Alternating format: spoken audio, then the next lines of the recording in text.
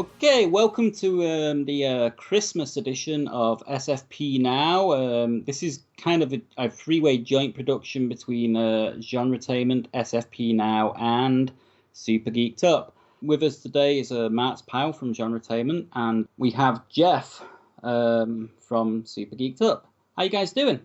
Doing good. I'm doing great. Merry Christmas, everyone. Or happy. You guys say Happy Christmas in England, right? Or is the Harry Potter movies incorrect? Am I getting all my information wrong? We use both. It's just that, the Harry Potter movies are made by, middle class Englanders, and they kind of like to try and be different and posh, and they say Happy Christmas. We just say Merry fucking Christmas. Oh, well, that's good.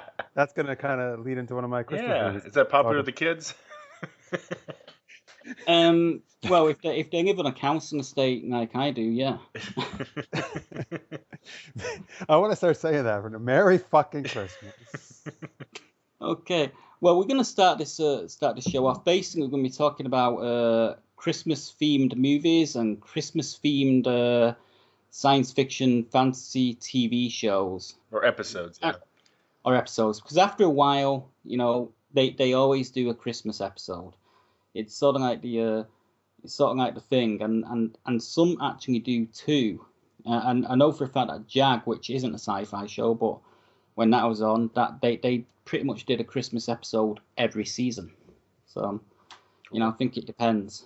But we're going to start it off with movies, and just wondering which one of you guys wants to kick this off.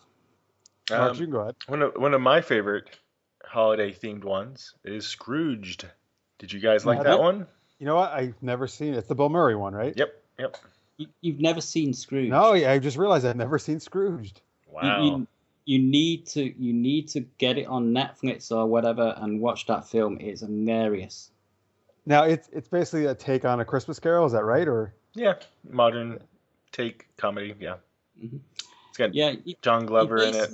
He plays a TV executive.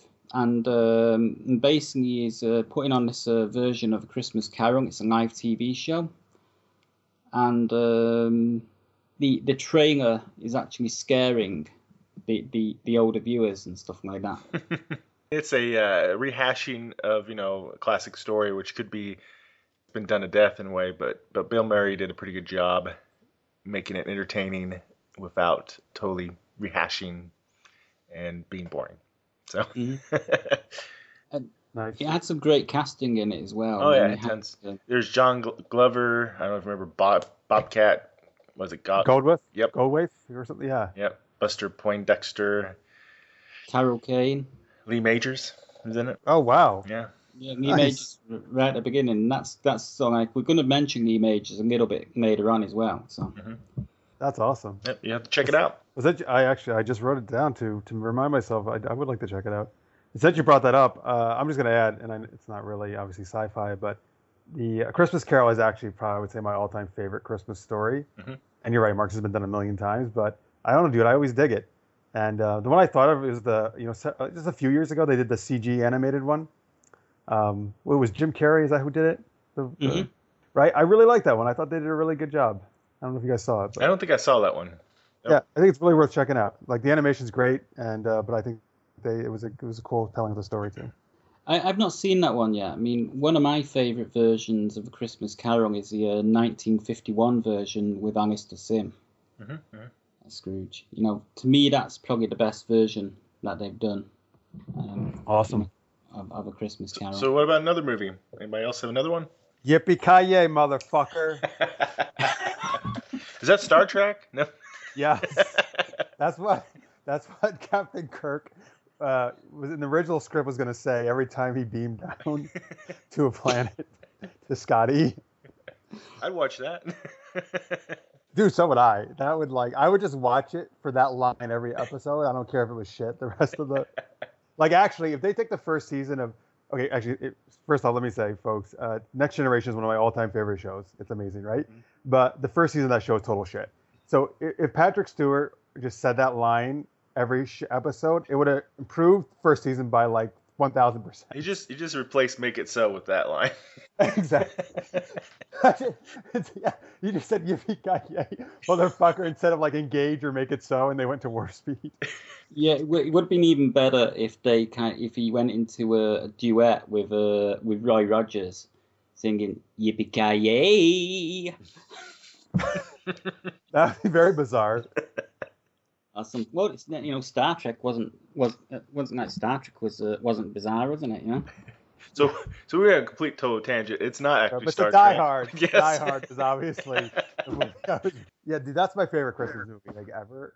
And I know it's I don't know, it's kind of a weird one, but it's set at Christmas, so everybody counts it as a Christmas movie usually. I find so. And yeah, it's just like it's one of the best action movies that's ever been created. I think so. That's what they need. They need to make an action Scrooge movie.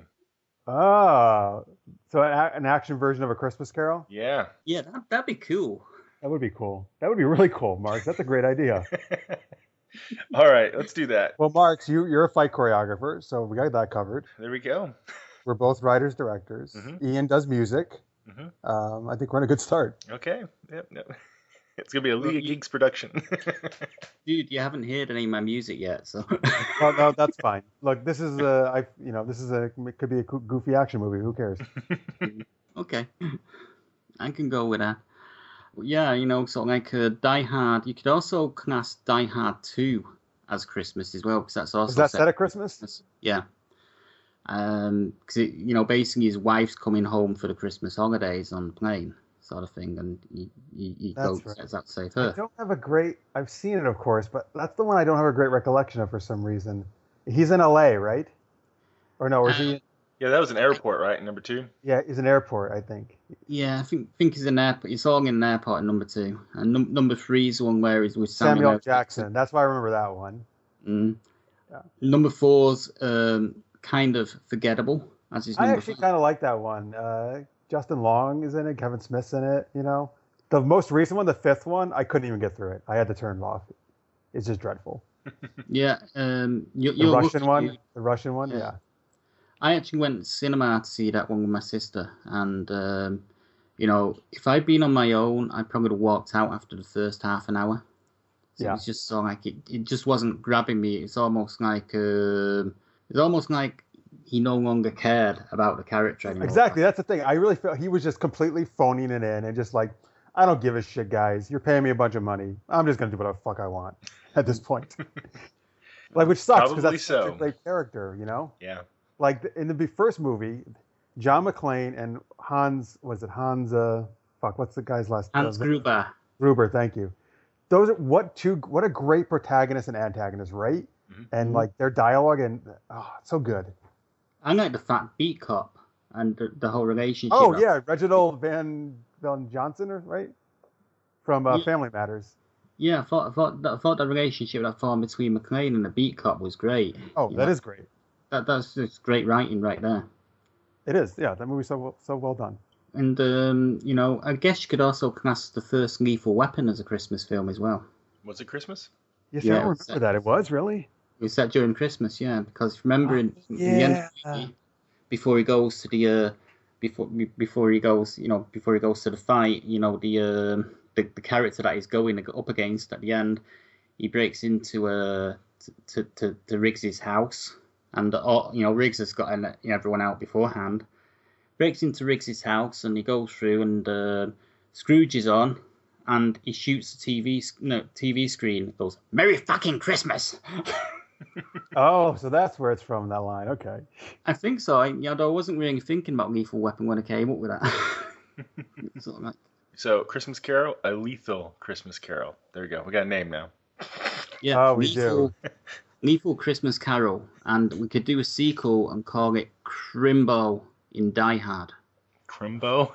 Is that like a action movie version of Krampus? Krampus, whatever? Or is it like Rambo for Christmas? It could be Rambo for Christmas, yeah. There you go, yeah. I mean, Crimbo is actually, I don't know if you have that in the States, but it's kind of like a slang term for Christmas we have here in the UK. We definitely do not have that here. Because it's usually when we can't be bothered saying Christmas, we just say Crimbo. It's too difficult to say. That's a long word. Christmas is there's just too many words. It's too much of a mouthful. Crimbo so much easier. I'm gonna throw another movie out there. You want to throw another one out? Yep. Gremlins. Oh, that's Christmas too? Oh yeah. Yep. It's funny all these movies I forget about that are set at Christmas. Gremlins 2, but Gremlins 1 was a classic, and they're both Christmas. I love Gremlins 2. You like Gremlins 2? I thought Gremlins 2 was as good as 1. I liked them both. I thought they were brilliant films. I love the talking gremlin in Gremlins 2. It's so hilarious. It kind of sounds like my mate's side of town. I've got a friend who's a comic book writer, pretty well established comic book writer in the UK, and he kind of sounds like the gremlin from Gremlins 2. So which one had Christopher Lee and Robert Picardo? That was the second one. Second one. Really? Yeah. I don't know if I've seen the second one. I gotta go. If those two guys are in it, I would totally watch it. Yeah, Robert Picardo plays the chief of security, and Christopher Lee plays an evil scientist. So he's kind of typecast. So both Gremlin movies are in the 80s, right? Yeah, I think the second one is just about in the 80s. I think it came out in 89. Okay. So does Robert Picardo? I envision Robert Picardo as never changing the way he looks at all. Does he look exactly the same as he looked like in Voyager and the way he looks now? He had a wig on. He had a wig on. So he looks totally different then. All right, good. So he kind of looks the same but different because he's got a wig on. Does he have a wig or does he just still have his hair? No, he's got a wig on. Okay. It kind of looks really fake. He's got a wig on. But yeah, it's they're both good films. Those the girlfriend's tragic Christmas stories about about Santa Claus coming down the chimney or something. I can't remember it exactly. But Santa horse or Santa whore? What did you just say? Santa Claus. Oh, Claus. He just starts getting into this Christmas porn, apparently. Can I get a visit from Santa whore instead? Well, right, wait. Isn't that one of us? We're going to do movies, TV, and then porn, right? Isn't that the 3 sessions we're going to do today? Did you research for that, Jeff? Well, the last one, I did a lot of research. Okay. Oh, dear me. I've got one I can throw out. Okay. And this one's a couple of years old. It's not exactly set during Christmas, but it does have Santa Claus in. And it's called Rise of the Guardians. Oh yeah. Oh shit! I want to see that. Is it good? It's a fantastically fun film. Yeah, it's got you got Jack Frost in it. You got Santa Claus in it. You've got Easter Bunny. The Easter Bunny. Mm-hmm. It's a really fun film.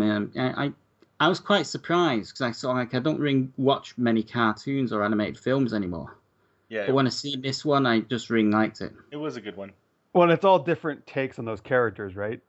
It is kind of like the kind of like more streetwise, I guess, would be the word. They're a little more action. action. Yeah, like the Easter Bunny is like, beats people up, right? Or death takes no prisoners, that kind of deal, or those. Didn't he have boomerangs or something? I think he did, yeah. Yeah, he's a little Australian accent. Oh, nice. I can see the Easter Bunny being Australian. Yeah, I've just actually pulled up a Pinterest site of loads of concept art from the film. And Sandman, right? Wasn't he? Yeah, and I think they're up against the God. What was the name of the baddie in it now? So like something dark or something. I actually don't remember off the top of my head. But was it Jack Frost, or is that the main character? No, I think Jack Frost was like the main character. He was kind of like one of the Guardians. So who was? It was Santa whore. Actually, that's a new porn movie that we're going to talk about later. That's actually got to be a movie, a real porn movie somewhere. Yeah, probably.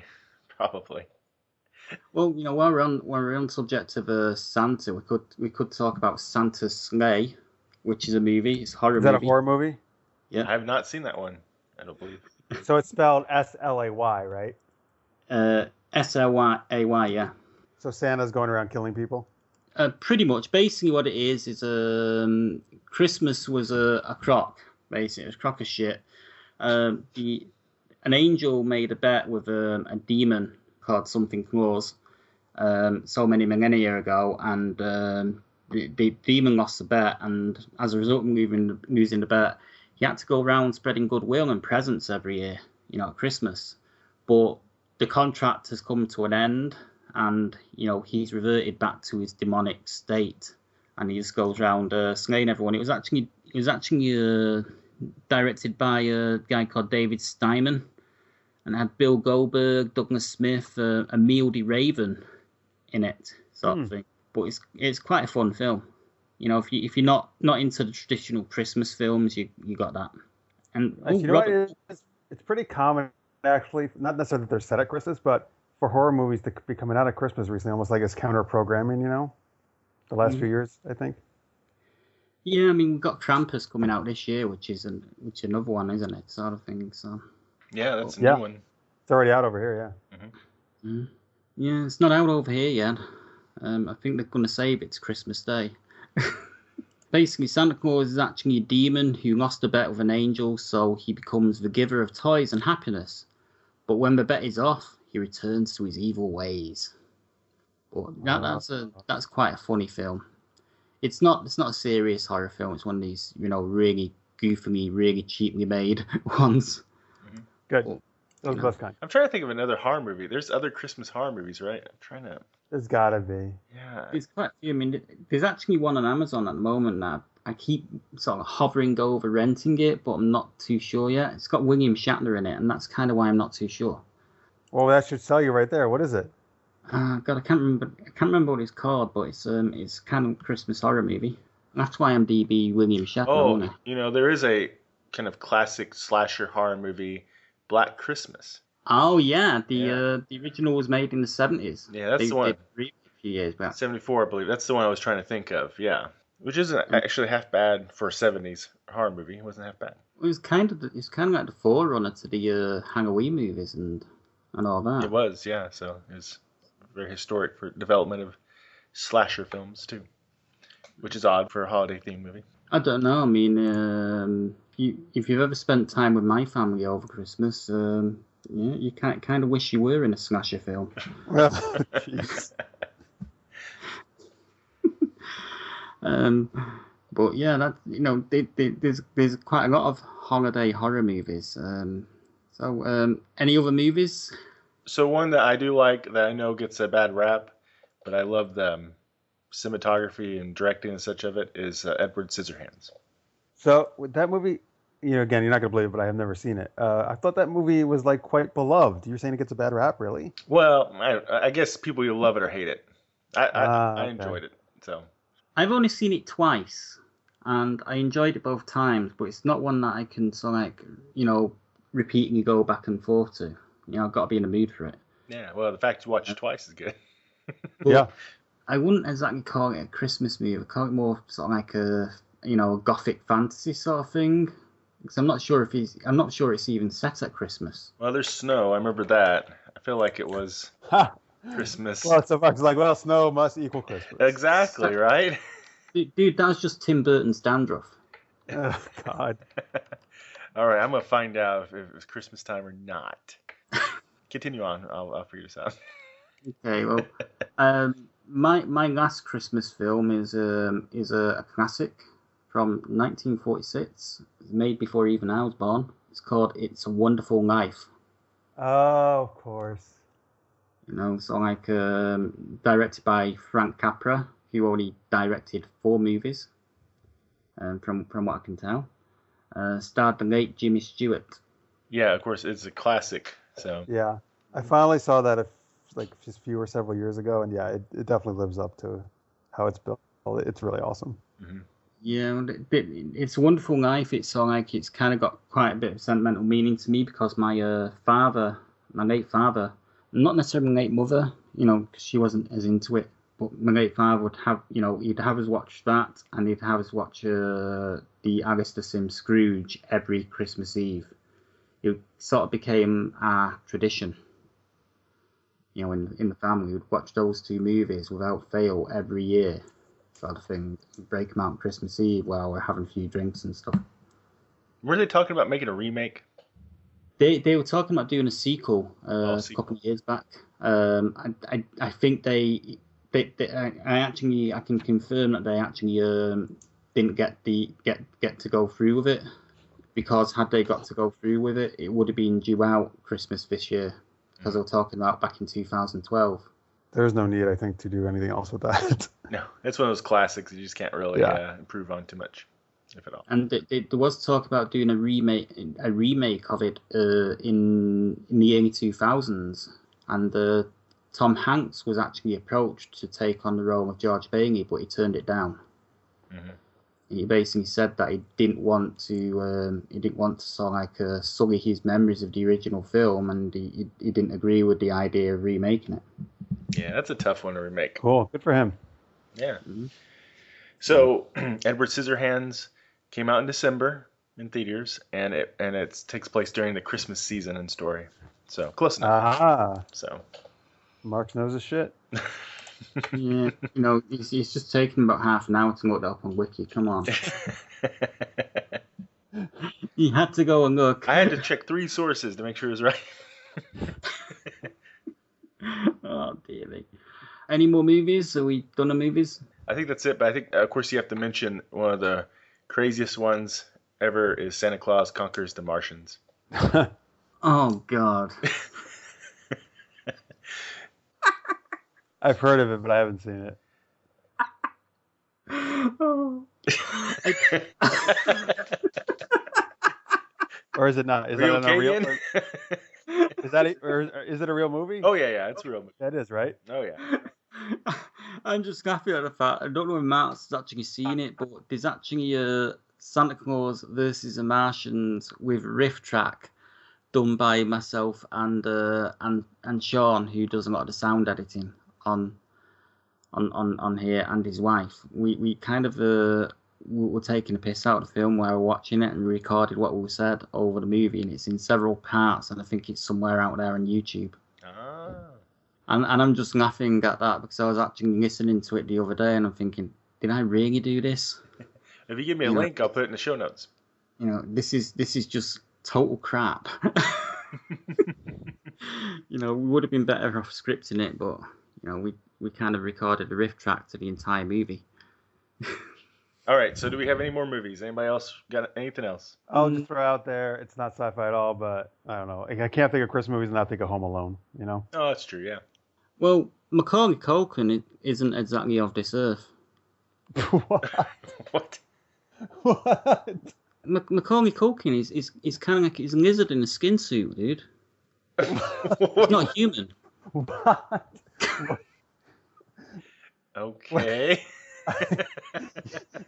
Ian has some interesting feelings about Macaulay Culkin. Is this one of those UFO conspiracy things? Did you have a bad experience when you first saw Home Alone or something? I've got to be honest, I never really sat through an entire length of Home Alone. Oh, really? Wow. Oh man, at least when I was a kid, man, it's fun. It's a fun movie. Yeah, well, I was sort of like I was kind of like in my very late teens, maybe even early 20s when that film came out. So, oh wow, yeah, I was a bit old for it. Yeah, I wasn't. It was funny as a kid. And funny enough, we actually interviewed Davin Rattray a number of years back on SFP-Now. He actually played Macaulay Culkin's brother in the film, the fat kid. Oh, really? Oh. Yeah. So, well, that was a number of years back because he was in that Bruce Willis film a few years back. Can't remember what it was called. It's based on that comic that you introduced. Oh, Surrogates. Yeah, the Surrogates. He was in. Oh, I like Surrogates. Mm-hmm. I like the Surrogates as well. And I thought the film wasn't bad, but the comic was better. Yeah. I've only seen the movie, but I like that. So I probably like the comic too. Mm-hmm. Uh-huh. Yeah, I think so. Yeah. So the revelation of Macaulay Culkin being an alien in a skin suit. You heard it first here, everyone. Mm-hmm. Yeah, well, the only reason I know about it is David Icke told me so. Interesting. So, if David Icke said it, it must be true. Anyway, should we move on to TV now? Yes. Who would start? TV specials? Does this mean... can it also just be a regular TV show that does a Christmas episode? Yes. Okay. Because there's not that many Cool. Christmas specials, yeah. Right. Yeah, I know that Community did a couple of Christmas specials, so. Oh, that's true. Yeah. And Community may be a regular TV show, but the characters are kind of geeky, so. Well, I have about 10 or so of them, 10 or more. Oh my But God. so I'll let you guys go first. And Okay, well, I've only got, I'll mention the oldest one first, because this is one I remember seeing when I was a kid. And stars Lee Majors, and it came out in season 5 of the $6 Million Man, and it was called A Bionic Christmas Carol. And basically, it's basically just a retelling of the Christmas Carol story, with Steve Austin sort of like playing the part of all three ghosts. Huh. Yeah, I don't think I've... And there's still Scrooge in it? Yeah, there's a Scrooge type character who's sort of basically he's heading up some sort of like manufacturing plant, and he's cutting corners. And basically the story is Steve's actually sent in to investigate the fact that he's cutting corners because there's been sort of like pretty major accident there. So Steve goes out to investigate, and he finds that the guy that's sort of running the plant is basically cutting corners, but he's making it so he's just within the margin of safety that they allow. But he stays behind to investigate and finds out what this guy's doing, and he sort of like Scrooges him. Using his bionics and the fact that he's on sort of like some hallucinogenic drugs. So. And this was like not a regular episode of $6 Million Man. It was like a special. It was a regular. It was part of the regular season, but it aired on December 12th, 1976. Ah. And it was 1 hour. Basically, after an accident at a NASA contractor, Steve uses his bionic abilities to convince the gruff, penny-pinching head of the company to change his callous ways. Nice. I watched $6 Million Man as a kid. I remember liking it. And it's interesting that one of the networks now, I don't know if it's, I'm not going to think of the name of it, but one of the channels over here now, like, has been airing that, like the reruns of that. And I hadn't seen it in forever, right? Probably since I was a kid. It's interesting to go back and watch those shows, that you haven't seen in like such a long time. I don't know. It's funny. They're still pretty good. It actually is. That's the thing. It actually is still pretty good. It's of course always funny. And I do this time, like that all slow motion equals amazing agility, speed, and strength. Mm-hmm. According to the $6 Million Man. And also he's breaking the laws of physics every time he lifts a car with one arm. I mean, come on. But we used I still to remember him playing Bigfoot. Oh yeah. Oh, that was on. That was the episodes that was on recently. Yeah, in the first episode of Bigfoot, it was Andre the Giant. In the second episode, they used somebody else. Huh. So, yeah, this episode, if you want, Jeff, and if you have Dropbox or something, or I could just send you a link. I've actually got the episode on a hard drive somewhere. Okay, cool. So you can give it a look if you like. But that's the sort of like one that I'm trying to find out who played the Scrooge character. Cool. So a TV special, I mean, obviously a much beloved one.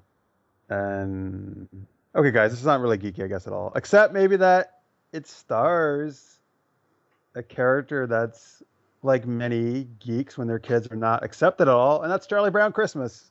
So there you go. I tried to work it in. That's a classic. One of Julie's favorites. Mm-hmm. Oh, good. Yes, Peanuts comics, right? I remember seeing that when I was a kid. Back in they used to air it every year here. They still do. They've aired it every year here. I think since it came out. Yeah. In the 60s, I think, or something. Peanuts is pretty my all-time favorite comic strip, and so I just love anything with Snoopy and Charlie Brown, and the new movie. Again, guys, if you haven't seen it, I can't recommend going watching it enough. It's such a great. They honor the original one so well, and it's just such a good movie. But yeah, that Charlie Brown Christmas is great. Yeah, I might actually go see that when it comes out here in the UK, but I'm going to see Star Wars first. Oh yeah, I've actually got my tickets. Yes, booked. I've already bought my tickets. Mm-hmm. I'm gonna be seeing it at 2:45 in the afternoon on the 17th. Wait a minute. Let's see here. So wait. Oh shit, they get it before us then, Marx. That means what the hell? What's up with that? Totally unfair. Let's fly to England. And Actually, better still, we actually get it at midnight on basically Tuesday at midnight. We get it midnight 17th. So social media is gonna be a pain in the butt because everybody's gonna be trying to. Dude, I gotta I'm just gonna like maybe I don't know for a few days or a week even. I'm just gonna tell people I'm not even going on social media. Well, I can't. This is the movie I cannot have ruined. Absolutely not. I'm gonna post a review of it, but what I'm gonna do is I'm gonna. Do not send that to me. I'm gonna schedule I've seen it for the 18th. All right. Well, that's good. So because I don't want to sort of like post a review with all the spoilers on the 17th. Well, good. That's good of you. Just post with a picture that spoils something. Yeah, maybe a picture of a naked Wookiee or something. No, let's not. but that's the Wookiees are always naked. It's true. They're always naked. Yeah. Yeah, I'm basically gonna have to go into Jeff's stash to get that one. They're nudists. They're like nudist race on Star Wars. Or they teach children with this. So we're like a Ewoks are that way too. They are. They're little nudists. Little nudists. The Empire was beat by a bunch of little nudists. Oh my God! Sorry, I want that in The Force Awakens to be the slogan of the new Alliance, Rebel Alliance. Like, this is why you should not support what remains of the Empire. They were beat by a bunch of little nudists.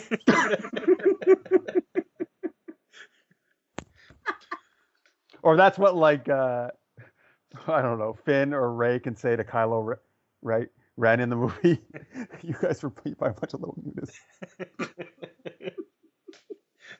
Oh dear me. Yeah, I love the Star Wars movies. Talking about which, how about the Star Wars Christmas special, people? Yeah, I wish I could remember that though. Did it come out the same year? Did it come out the same year, just the year after Star Wars came out, like 77, 78? Is that right? Or I can't remember, but I do know that the whole thing is actually out there on YouTube. It is, right? Okay, good. So yeah, I'm gonna go watch it. It was like a half an hour special or an hour or something, or more like an hour or something. It's quite long. And is it all was it the main cast were all involved and? Yeah, you got Carrie Fisher singing. Carrie Fisher doing something approximating singing. The only thing that's missing is her dog. It's her dog? You mean from the recent interviews? Yeah. The dog probably wasn't alive yet. That's why the whole concept of the thing failed, because it didn't have Carrie Fisher's dog in it. If it had a dog in it, it would have been a hit. It probably would have been. Yeah. We would viral on Twitter if it only existed back then. Mm-hmm. Well, yeah, I'm trying to remember. Is the Christmas special something that was like people remember as like being really corny and ridiculous, or what? Or yeah, I'm surprised we killed Star Wars movies right there. It was bad. Oh, so it was really bad, yeah. It was bad. It was kind of like watching a car wreck. You just can't take your eyes off it. It's all like there were different times back then. It's the late 70s. And it's all about Chewbacca and his family of Wookiee nudists. Okay, wait. Is it really about Chewbacca or no? Yeah, it all centers around Chewbacca and his family. Oh, yeah. Well, wait a minute. Is it why that they don't know about Christmas, or they actually do celebrate Christmas? They celebrate something. Or has nothing to do with Christmas? They celebrate something akin to Christmas. Yeah, because they're like a different galaxy. They shouldn't have Christmas. Right. Exactly. Mm-hmm. Forcemas. Unless, since it's a long time ago, maybe we got Christmas from them. Maybe. I mean, if it's Forcemas, that means you're all going to be forced to celebrate, right? Maybe. You have trees of lightsabers. Mm-hmm. Well, you could trim the tree that way. Yeah. Or cut it down easily, too. An evil Santa Sith. Yeah, they dress in red, so then red lightsabers, that's good. Yeah. No, they don't dress in red. They basically dress in white. It's just that red's the colour that, their suits kind of become.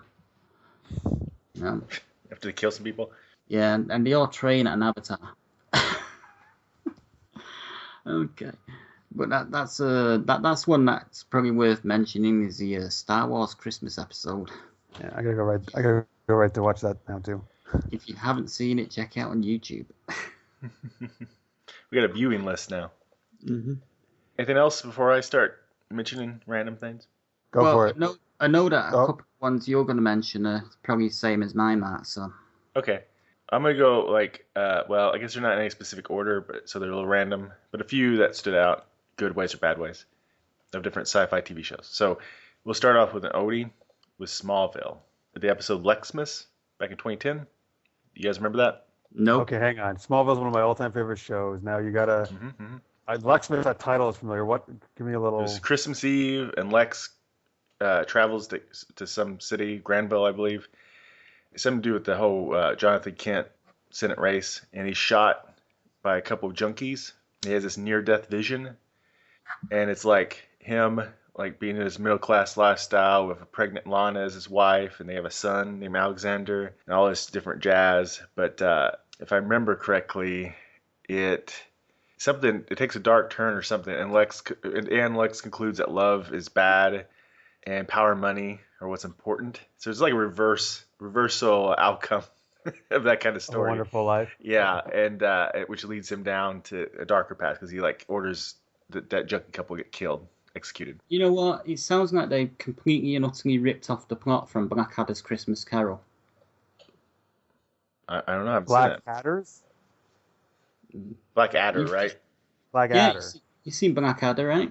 Well, Nope. in Blackadder's Christmas Carol, it's like a reverse-engineered version of A Christmas Carol. He starts off as this really generous, giving guy, and he gets haunted by three ghosts, and he becomes this mean-spirited old Grinch by the end of it.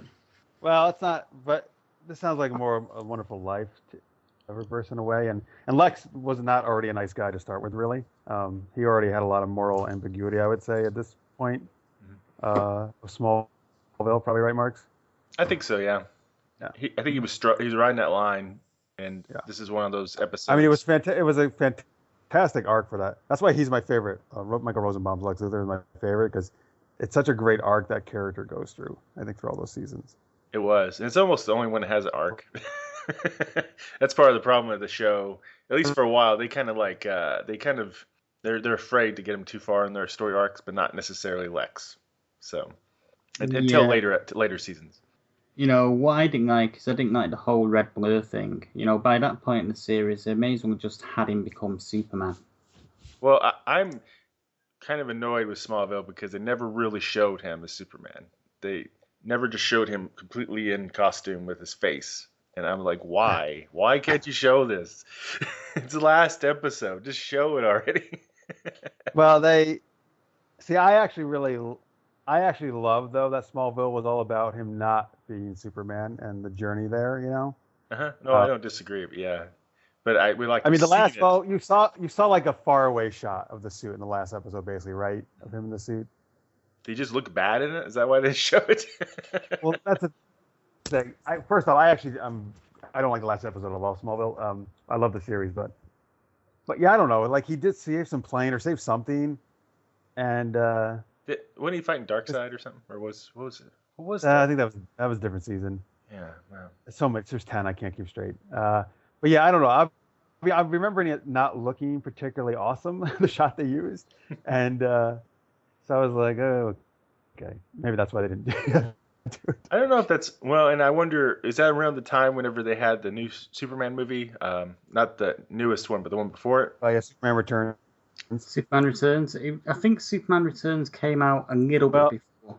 Yeah, he was still doing Smallville then. Okay. Because I mean, I saw him on an interview. He said they approached him for the movie, but he couldn't because he was in Smallville. They couldn't work out the timing to do both. Oh, they should have just made that work. Yeah. Well, here's just real quick while we're on this. I know we keep you on tangents in a way, but I don't know if anybody's watching Supergirl. I've watched all of them. I really, really so want Tom Welling to appear as Superman in the Supergirl series. That'd be nice. Like, I think that, and they've never, Superman's made like one appearance and they haven't shown his face, so he can be anybody right now. And they've already brought back Dean Cain from Lois and Clark. And who's the freaking freaking In the original Supergirl, right? Yeah. So like, oh, dude, I was so happy if Tom Welling appears as Superman and Supergirl. It'd be nice. I don't see how they're gonna get away with never showing Superman. If the show goes on past season 1, they're gonna have to. Yeah. I think at some point, yeah, they're gonna show him. It's gonna get kind of ridiculous after a while if you can't. Right. Do you think it'll get past season 1 though? Because apparently the ratings are not that great for it. It's iffy. I thought, are the ratings kind of iffy? I don't know what they've been.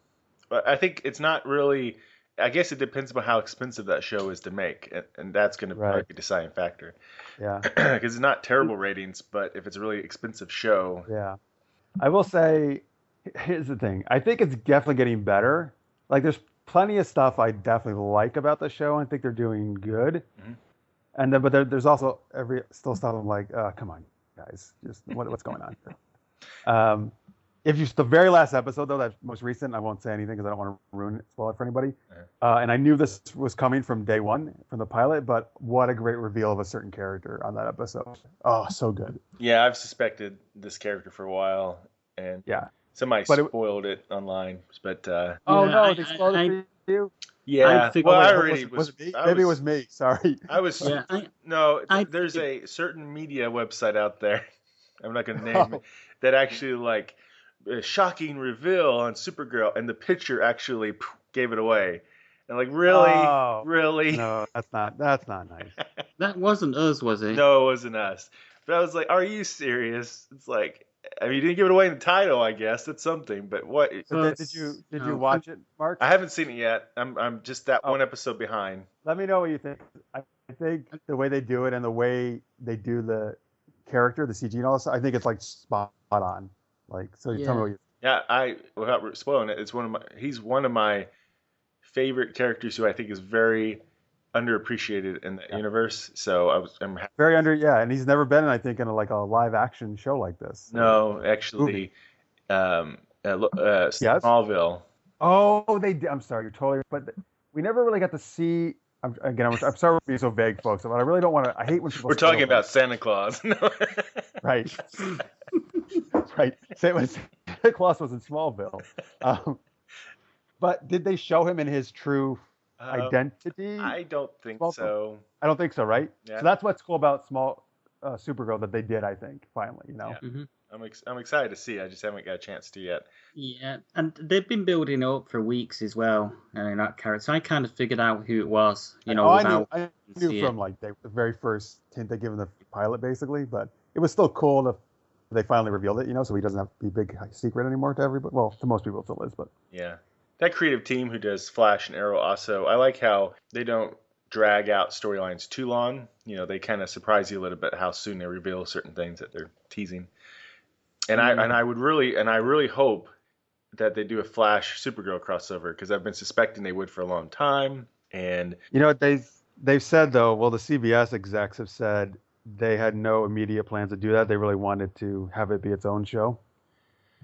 Well, but you're right. I think they should do an Arrow, Flash, Supergirl all together. That would be amazing. That would be amazing. And because Greg Berlanti does all three shows, Yeah, and two things that I think that at least in the back of their minds, like Plan B option that they've kept ready for that, to me at least, is that they have the whole multiverse element introduced in Flash.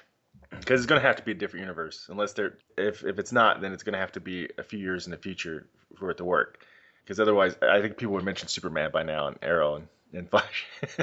But the other reason is because it's one power that they have not played up much, if she even quite has it, I'm not clear, is with Supergirl is super speed. And why would you do that unless maybe you're going to have a speedster on there and you don't want to outclass him too much?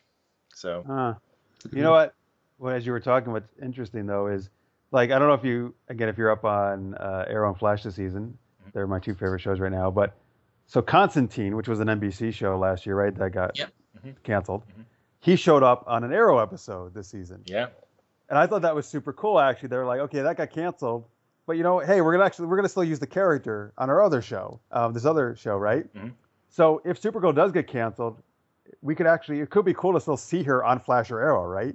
Oh, you know what they could do is, and I think they even did that sort of kinda in one of the storylines, is they could have if Supergirl gets canceled, why not have Supergirl get lost in Earth 1 or whatever. I don't, Flash universe. Yeah. You get stuck there for a little while. And also, Right. they've got a Guardians of Tomorrow show coming, haven't they, next year? I mean, Legends of Tomorrow, yeah. Legends of Tomorrow, and the thing is, they're talking about, if it's successful, they're talking about having it every year, but with a different team of heroes every year. So you could always Really? squeeze Constantine or Supergirl into one of those. I imagine they will get Constantine as long as the actor's schedule isn't crazy.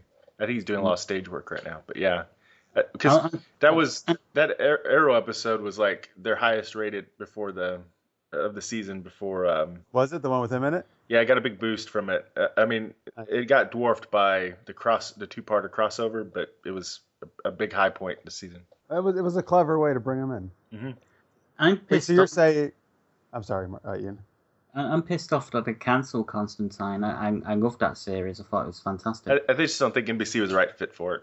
So, but Marx, what you were saying is Supergirl could be from like Earth 2 going into Barry's, the Flash's Earth 1 world, right? Yeah, or whatever Earth. She could be a different Earth. The Superman Earth. Yes. Where Superman exists. Yeah. Yeah, I mean, that would be... I think they'd have to do that. They either have to have her be in the near future and where Superman exists, well, we know Barry can time travel too, so he could meet her that way as well. He could. I kind of like the alternate universe. I think it's very fitting for DC universe. Because that's how Power Girl got created, right? Yeah. Basically, yeah. Wow, it's kind of like we've gone from Christmas to comic books. I know we're getting hooked into it. Okay, we bring it back to Christmas. Let's reel it back in. I think there was no way we weren't going to do that at some point, though, right? Probably. Yeah. Yeah. All right. Well, here's something completely different from superheroes. Take a break from that. I don't know if you guys watch American Horror Story, but they did have a Christmas themed episode on the season where they're in a mental asylum called Unholy Night, where they have a serial killer dressed as Santa Claus going on a killing rampage in the asylum. Cool. So if you want a darker turn, that's a good one to check out. Mm-hmm. It was a pretty creepy episode. Right. What else you got? Okay, well, back to superhero. Good.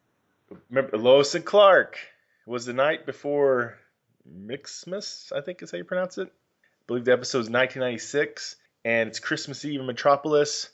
There's some kind of staff party going on. Mr. Mixiplex. I hope we're pronouncing that right. I always kind of mix stuff. Oh, they actually put him in the show? Yeah. And he shows up and does a thing where it creates a time loop where the clock strikes 4 p.m. Christmas Eve gets reset, kind of like a Groundhog Day meets Christmas theme thing, and they have to stop him. Cool. So I thought that was a neat episode, and I always liked that they brought that character to the show. How was I've seen a little bit, but I never got really into Lois and Clark. Did you enjoy it? Like, was it a good series? Yeah, when I was young, I haven't watched it for a long time, so I don't know how it dates. But I thought it captured the feel of the show pretty well, and the relationship between those two characters really, really well. How much they also showed him as Superman though, right? Yes. Doing stuff, yeah. Okay. Yeah, I've got the first season of it on DVD. I've not watched it in a while though, but it was pretty fun. It's a fun show. Yeah. It's kind of very much of its time though. It's very what time period was it? Early 90s? Yeah. 90s, yeah. Early 90s, yeah. It's very that time period, but it was pretty good. It was definitely one of the better, if not best, superhero TV shows up to that point, I would say, for visual effects and all that jazz. So. Yeah, I've got a couple of other episodes that I can mention. I'm gonna leave Eureka to you because that's kind of like something that we both sort of like got on our list, Marks. But there's a couple that I've got here. One's from a new show called Scorpion, which is about a team of super geeks. They've all got genius IQs, and they're kind of like a think tank that help the US government with missions and stuff like that. And they did a Christmas episode last year called Dominoes. And basically a 10-year-old boy is trapped in a rock slide and sinkhole near the beach, and the team have to find a way to rescue him before the rising tide fills it up with water. And what they do in this, they get one of these hospital breathing machines that they use, for people that when they're having operations, on these machines that breathes for them. And they get one of those, and they send the tubing down, and they make the young boy, use that to breathe with.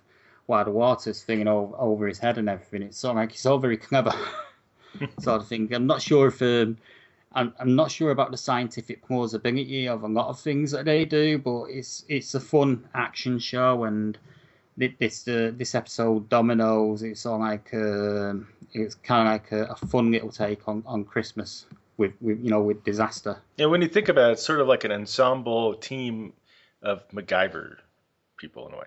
It's like MacGyver with team MacGyver. But they've all got above average genius IQs. Their leader is based on an actual person. The leader is actually based on a real person called Walter O'Brien, who's basically got an IQ which is in the 190s.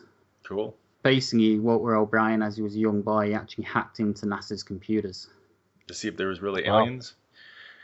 And that's how he got onto. That's how he got onto. To see if Macaulay Culkin was a lizard alien. Yeah, he probably revealed the secret. Yeah, it was him and David Icke that uncovered that. Now, is that really why he hacked in, though? Are you being serious about the alien thing? No. I don't know why he hacked in. Because that'd be cool if he did. That was the reason. Basically, hacked in because he wanted a picture of an experimental space shuttle. He wanted the blueprints put on his wall when he was a kid. So he just hacked into NASA's computers to get that. I want a blueprint of that stealth, a nuclear bomb. Let's get that. What could go wrong?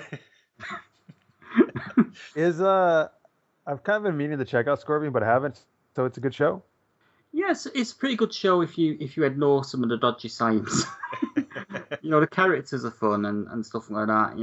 It's there's a lot of people criticizing it because it's basically done by the same people that did new Star Trek movies and stuff like that, and they're going on about Hawaii Five-0 too, right? Yeah, and they're going on about. So it's Kurtzman and Orsi. Yeah, it's Kurtzman and Orsi, but it's not a bad show.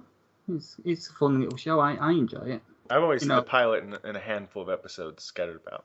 Oh, the pilot's brilliant. The pilot's really fun. Although, those guys do a lot of great stuff, though. So. They do. I mean, I actually really enjoy it. It's a good series, and it's well worth the watch. I mean, I tune in for it every Thursday. And before Marx, I've got another one as well to mention very quickly. I want to squeeze it in before we go to Eureka, because I know that you got Eureka on your list, which is the same as I've got. An episode of Quantum Leap called A Little Miracle, and it aired on the 21st of December in 1990, and it's another Scrooge type episode. Sam and Al scare the dickens out of a rich Scrooge character who wants to tear down a mission and build a high-rise shopping complex. And basically, this guy is so sensitive to sort of like things that he can actually see Al. Oh, really? Yeah. Oh, so like Al, he thinks Al's a ghost? Well, he can actually see Al, and he wonders what's going on at first. And what they do is they actually exploit that, and they have Al play all the ghosts. Nice. Ah, cool. What was the episode called? It's called A Little Miracle. And that came out in 1990 on the 21st of December, and it's basically he leaps into this butler to this Scrooge type character. Basically, sort of like him and Al have to make him change his ways. Cool. I think it's a nice little episode. It's and the episode's actually set. It's set on the 24th of December 1962. Well, hey, so remind me something about Quantum Leap, because I love that show. But was it just like his consciousness that was leaping into people's bodies? Was his real body still somewhere in the future, or his present time? I don't know. They never explained that. They never explained that? It never did explain that. It was sort of like it had to be his consciousness leaping into different people, but they never explained where his body was. Unless his body had disintegrated, because they did that finale to leap home, and he never made it.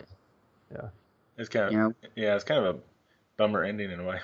That was terrible. That's horrible. I mean, They never said what happened to his body. And he, of course, when you look in a mirror, we would see him as him, but you look in a mirror and stuff, everybody else sees him as the body he's in. Mm-hmm. But he would see him. When he looked in the mirror, he would see whoever he was in, right? That's correct. Yeah. Yeah. But it's one of those It's basically it's the only Christmas themed episode that they did on Quantum Leap. Huh. You'd kind of think that they do more. They'd done more because basically Quantum Leap, it was kind of like everything that Christmas is about. It's kind of like helping your fellow man, and your fellow human beings. When he leaped into these people, he sort of like changed their lives, mostly for the better. Yeah, you'd think they do more. So Definitely fits Quantum Leap's tone. So given the tone, it would have fit, as you say. Well, that reminds me of one, talking about leaping, or something like that, and about making a mall. There is an episode you might not know as well, a TV show that a lot of people don't always say good things about, is Sliders. Remember Sliders? Sliders! Yes. Oh yeah, I've actually got an episode on. Now I understand your leap segue. Yes. Season's Greetings, 1996 episode where they go to season 2 then, right? I think so. Maybe season 3. I thought it came out in 95. Anyway, keep going. Sorry. I think it is season 2. It sounds right.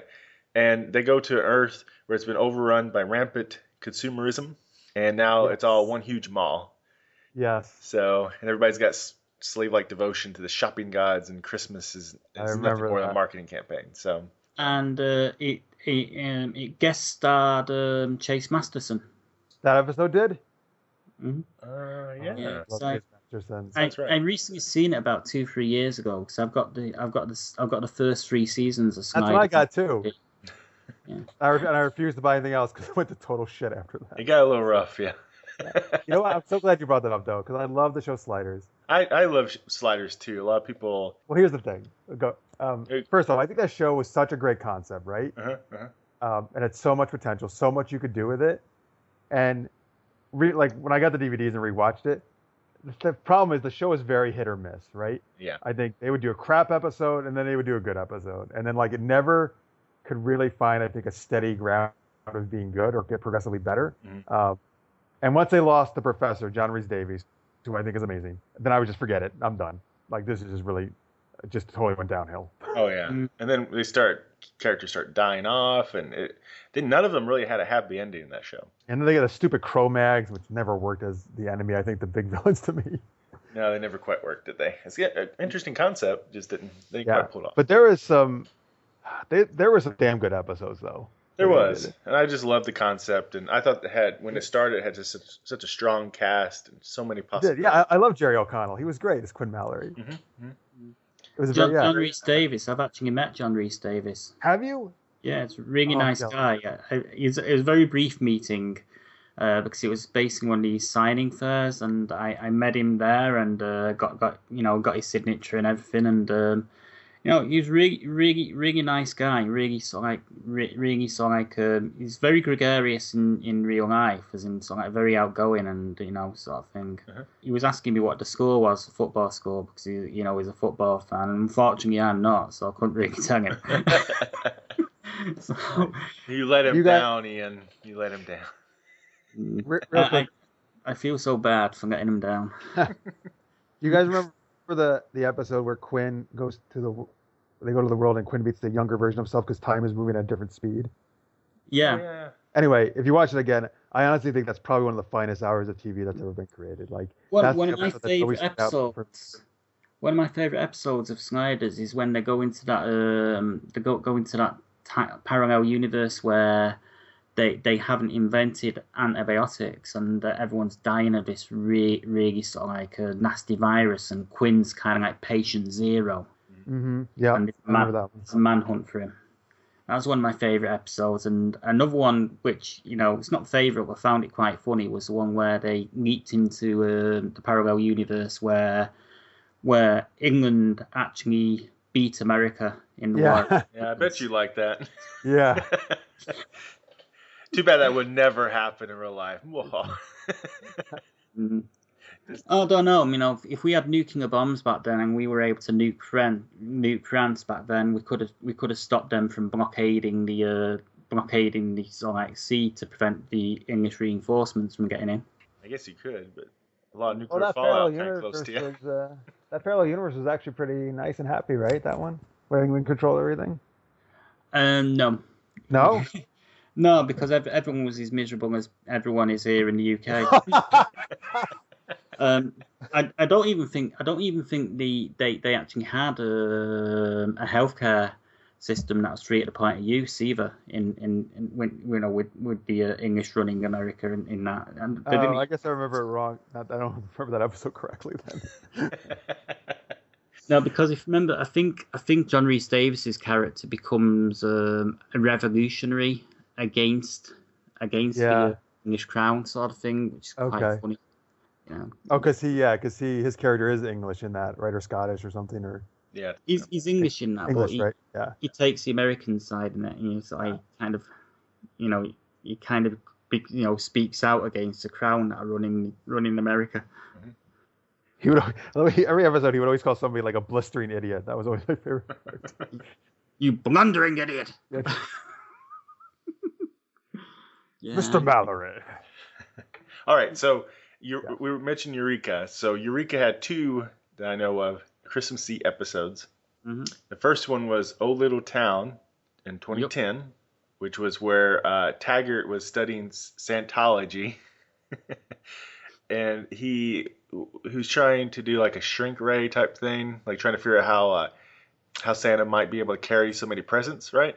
And of course it's Eureka, so it malfunctions, and that causes chaos. I believe when the whole town shrinking, or what happened out of that, I can't remember now.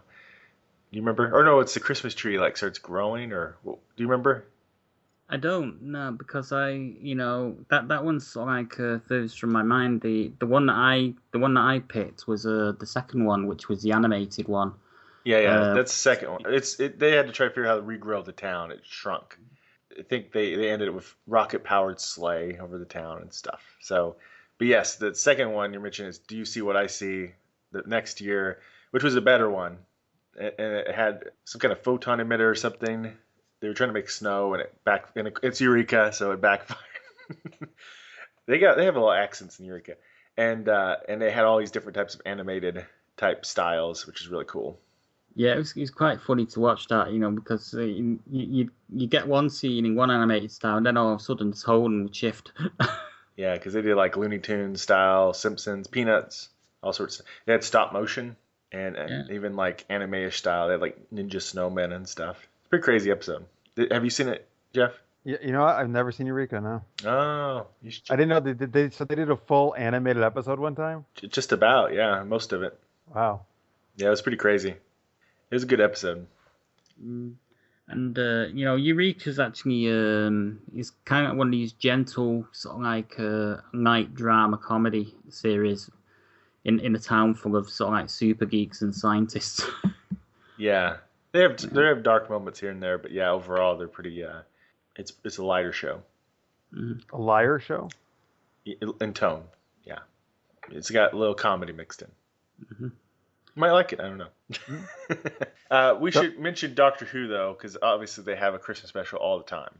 What was your favorite Christmas special out of all of them? For me, the Christmas Carol one that they did with Matt Smith. Matt Smith's first Christmas episode is my favorite. Oh yeah, I don't remember that one very well, unfortunately. Well, I kind of remember it was kind of like Amy and Rory had just got married, so they weren't in it that much until sort of near the end. And the Doctor had to sort out this problem and sort out this Scrooge character on the planet. Oh yes, okay, I remember sort of save Amy and Rory sort of thing. And but it was really well done. They had some great moments in it, and some fantastic CGI effects and stuff like that. And it's probably the most Christmassy special that they've done. I mean, to be honest, I'm not really a fan of the annual Christmas Doctor Who special, because I'm sort of like more of a classic series fan, and they never had them in the classic series, not every year anyway. Whereas now they do, and do them every year, and every year they have this Christmassy one, and it just sort of like don't really fit well with the tone of Doctor Who, to be honest, for me. Well, one of the ones I liked quite a bit, the more recent one was Santa Claus was interesting, but or what they thought was Santa Claus. The Christmas Invasion one I kind of liked. That was the first one. Yeah, because they had robot Santas and they're armed with flamethrowers and guns and stuff, and remote control Christmas trees and a bunch of craziness. That was a good one, I got to admit, because David Tennant's entry at the net, because basically David Tennant, he's only in the last 10 minutes of that one, speaking unconscious, of course, because throughout the rest of it, he's pretty much an unconscious, lumbering wreck, because he's just post-regeneration.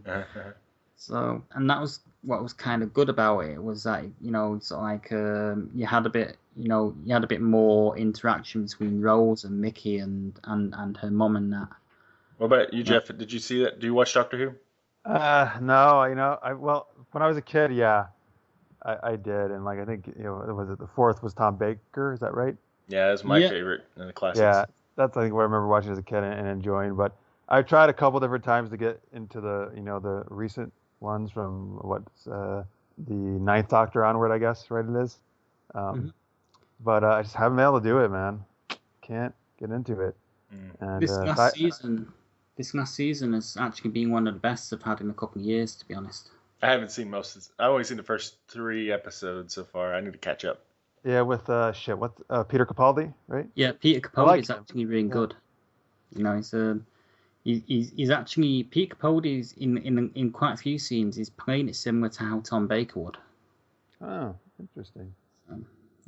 Aren't they doing a Sherlock Christmas thing? I thought? They are, yeah. Isn't it about to come out? It's gonna be out on New Year's Day. Yeah. Oh, New Year's Day. Okay, cool. Yeah, and it's set in Victorian London, so it's actually set in the original timeline for Sherlock Holmes. Wait, so it's not starring Benedict Cumberbatch and Martin Freeman, or it is? Yeah, it is, but they basically it's a one-off story set in Victorian London with them playing like they're playing like the original Sherlock and Watson. I don't think they're going to explain it. It's just going to be a one-off special where they're in Victorian times. The actors are playing them. So they're playing like not really their current roles. They're playing like a different version of Sherlock. It's an Earth 2. Okay, thank you. That's a good way to put it. Thank you. So speaking of Earth 2, so real quick, the only 2 ones I thought of were actually the most recent episodes of Arrow and Flash, which were the mid-season finales this season. They were both Christmas themed. Oh, that's right, yeah. And I think they were both well done because they both had a lot of, like, I think, good family stuff that went on. Some interesting reveals, which I, again, will not tell what that is because it just came out. They don't air here until Tuesday and Wednesday. Okay, yep. I will not say what it is, but some nice family-focused stuff, some interesting reveals, some good cliffhangers, particularly on Flash, which they are very good at, I feel. Arrow does one too, but I think Flash is the better one, the cliffhanger. But anyway, they were, I liked it. I like both of them. I think they were good Christmas episodes. They were. Yeah, I like those 2 series, but I like yourself, Jeff. I think the Flash is stronger than Arrow, to be honest, as a series. I think what's up with Arrow is they keep doing these flashback things, and I think they should just sort of like dispense with the flashbacks now and just get on with the general narrative for the episodes. I agree. Season 3 on, their flashbacks have been weak. Yes. You're right. Seasons 1 and 2, they were fine, but that's when you had Manu Bennett in there, right, with Deathstroke? And I think that's why that all worked, and that worked into the present, too. Like, yes, I agree. You're right. Let's just get rid of the flashbacks and focus on the present at this point. I agree. They could do like 1 or 2 flashbacks each season to tie something, but they're really stretching the concept now. Trying to do it every episode. It just doesn't work. Yeah. Do you have another one, Jeff? Nope. That was it. And I love seeing recently Trickster in Santa Claus outfit. Oh yeah, Mark Hamill, right? Once again reprised his Trickster role, and he got to dress as Santa Claus. Yeah, he was so Joker in that one too. He would be a great Joker. He is a great Joker. Yeah, in the animated series, he's the best animated series Joker in my opinion. Oh hell yeah! It's actually his first rendition of the Trickster in the original Flash series that actually got in the role of Joker. Yep. Yeah, I like how that got in the role of the Joker. That was basically what got them looking at him for the role of doing the Joker in the animated series, was the fact they did the Trickster in that Flash series. Cool. Which is amazing, because I didn't think anyone watched that original Flash series. I did, yeah. It wasn't too bad. I liked it. I did. It was I mean, it's very old school. Yeah. Or, well, I should say old school, 80s Batman Early 90s. style. Early 90s. Yeah. Yeah. It was very influenced by those movies. Like both costume, both look, cinematography, and everything, music. It certainly wasn't great, but at the time, like, I was just like, holy shit, there's a superhero series on TV. This is awesome. There were so few compared to now. Yeah. Yeah. I think now we're kind of spoiled with it all now. Yeah. Yeah, I think there's almost too much superhero TV. I don't think they can do too many more at one time, but we'll see. I welcome the challenge of them trying. So let me shoot off a few real quick that I think should be mentioned or that I liked. Buffy the Vampire Slayer, an episode of Men's, 1998. Do you guys remember that? Nope. Which one's that? I never watched Buffy the Vampire Slayer, I'm afraid to say. I never got into it. Oh, man. Now you got something to go watch now. I know, right? Jeez. Amazing show.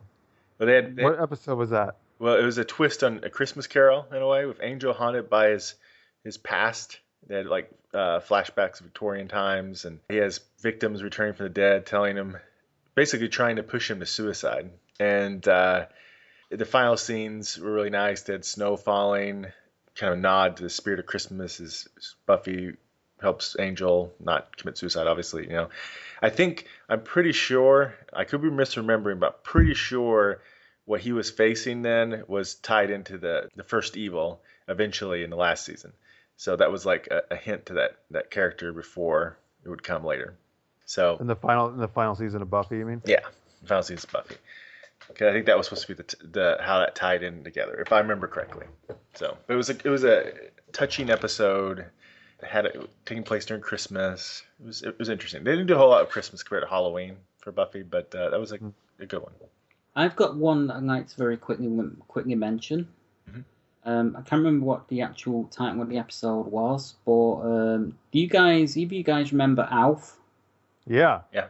Yeah, well, Alf had a pretty fun Christmas episode. It's sort of like it's a two-parter where the Tanners they've gone on holiday to this cabin that they're being left by this old guy who is contemplating suicide, and basically Alf gets into a bit of a fight with the Tanners over having given away what everyone was getting for Christmas, sort of thing. And winds up sort of like at this hospital, meeting this old guy and sort of like talking him out of committing suicide. But into the bargain, he also helps this little girl who's sort of like kind of dying of a terminal illness. You know? And it was quite a funny episode, but it was also quite touching and syrupy and cloyy. I just love how I hear terminal illness, suicide. It was a quite funny episode. It's kind of like Alf's take on It's a Wonderful Life, I guess. that was a fun one. All right, well, I have three more I want to mention. I'm all done, I promise. Well, that's my last one. Okay. So. Do you have any more, Jeff? Nope. Fire away. All right, so a more recent one, I don't know if you guys have seen, is from the show Grimm. It's 2013. It was 12 Days of Krampus, which is funny because that was a Krampus movie, right? Yeah. And if you guys haven't watched it, basically there's a Krampus type creature that starts attacking kids. I can't remember if they're teenagers or how old they were exactly, but kidnapping them. And they're trying to figure out what's going on. They first think it's crazy in a Santa suit or whatever. And they eventually figure out that it must be Krampus. And basically what ends up happening is they find where he kidnapped the children and he's going to hang them from the tallest tree at the tallest spot. That helps him figure out where it is because he hangs them there and he devours them on winter solstice. I remember it. Yeah, and they save him last minute and then they're debating whether to kill it. And then it turns into a normal person. You find out this guy gets essentially possessed by whatever this is once a year. And so they don't kill him. And they're not quite sure what it is. It's something a little different than what they faced before. So it was an interesting nod to the whole mythology of Krampus. And it was a good episode. Mm-hmm. Yeah, it's last season that episode is. It's only a year ago. No, I think it's 2013, wasn't it? Pretty sure. It probably aired in 2013, but it was part of the last series. And it's the 8th episode, season 3, I think. Actually, I haven't noted here. Another one is X-Files, How the Ghosts Stole Christmas. Do you guys remember that? Vaguely. Ghosts trying to get Mulder and Scully to kill each other. Suicidal ghosts again, kind of like Buffy in a way. with Angel. Suicide and Christmas go together, apparently. So that was an interesting Christmas-themed X-Files episode, which I don't think they did very many of those. Did you see that? No. See it, Jeff? Did you watch X-Files? Yeah, I did watch X-Files quite a bit. I don't remember that one, though. Yeah, I can't remember. I didn't note here what season or episode that was. Probably around about season 4 or 5, I'd guess. I mean, I vaguely remember it. Yeah, it was definitely like probably the second half of that series. And then finally, last but not least, because I love Supernatural, is A Very Supernatural Christmas. And that's where they end up fighting two disguised pagan gods basically during Christmas. And it was a very funny episode. Also led to some flashbacks to a young Sam and Dean. Their kind of crappy Christmas were like in motel rooms waiting for their father to return from hunting. Yeah. And had some touchy moments. Yeah, they did. You know, it's quite funny as well when Sam and Dean were captured and they're going to be cooked, and these two sort of like pagan spirits of Christmas were cannibals. Yeah, they eat people, right? They eat people. They're like this perfect Christmassy couple, like all smiles and you know way over the top kind of thing, but they're really pagan gods. and I think they toyed around with the idea it might be Krampus too at first when they're trying to figure out what they were facing. So, well, there's actually one more that I can think of. Well, actually two more, but it's the same series, and I know that they're on your list initially, Matt. Warehouse 13. Oh yeah, I think I skipped over that. So you go for it. What do you think? Well, I think the first Warehouse 13 Christmas episode, I can't remember the title of it, so I don't know if you got it in your notes, was actually stronger than the second. Well, one of them Secret Santa. I'm not sure which one's first. Secret Santa 2010. Secret Santa was the first one, I think. That's one guest stars the guy that played Harry Dresden. Yeah, that's it. And the second one, I can't remember the title of it, but it's Paul Blackthorne is his name. Yeah. The second one they did was basically their take on It's a Wonderful Life, where, sort of like Eddie McClintock's character gets to see, a different universe sort of thing. And it was kind of like, I remember actually being in a conference call with Eddie McClintock and some of the cast when they were actually talking about this second one.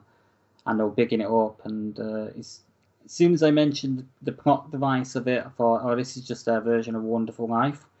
And when I watched it, I was just ultimately disappointed. Yeah, I mean, I wasn't too thrilled that episode, but it was okay. Secret Santa was better. Yeah, Secret Santa was better because it was actually funnier.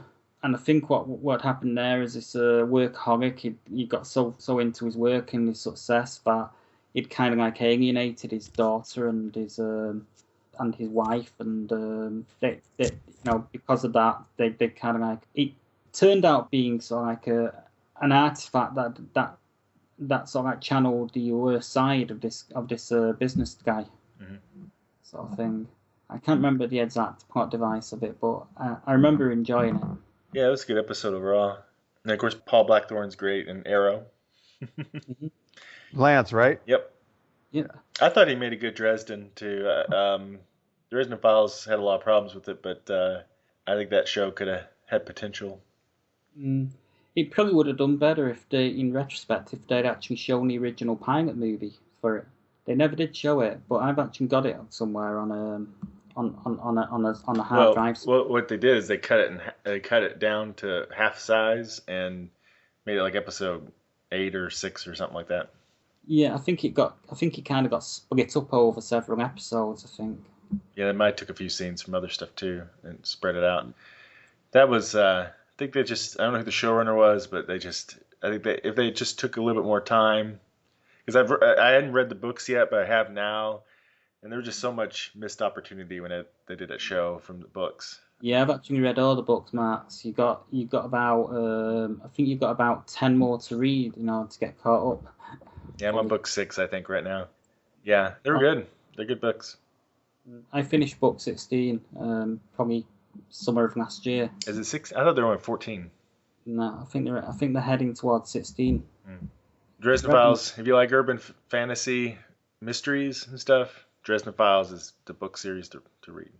Yeah, someone needs to do a web series, not on Dresden Files, but maybe something that's inspired by Dresden Files. Yeah. So anyway, that's it for me. Yep, I'm all out. That's a lot of Christmassy stuff we went over. There was. But, Jeff, is there going to be a Christmas episode of Super Geeked Up? Have you got that planned?